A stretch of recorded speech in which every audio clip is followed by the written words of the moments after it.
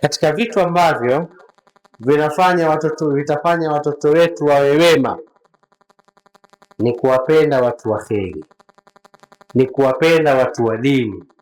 ni kuwapenda waalimu wa madrasa na kuwakirimu.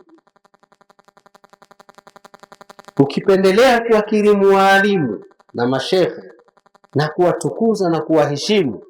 basi katika kizazi chako hakosekani mtu kama hatokuwa shekhe, hatokuwa mwanawazuoni, basi atakuwa mwema, kama sio watoto wako wote,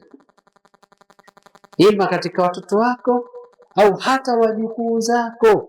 Haya tumeyaona mara nyingi kwa watu ambao walikuwa wakiwaheshimu na kuwapenda wanawazuoni, wakiwakirimu wanawazuoni,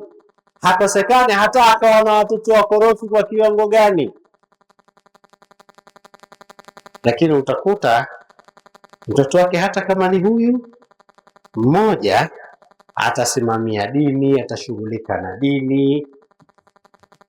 atatoa matunda ambayo hayo yote yatahusika na yule baba, kwa mapenzi yake aliyokuwa nayo kwa wanawazuoni, kwa msaada wake aliokuwa akisaidia walimu wa madrasa,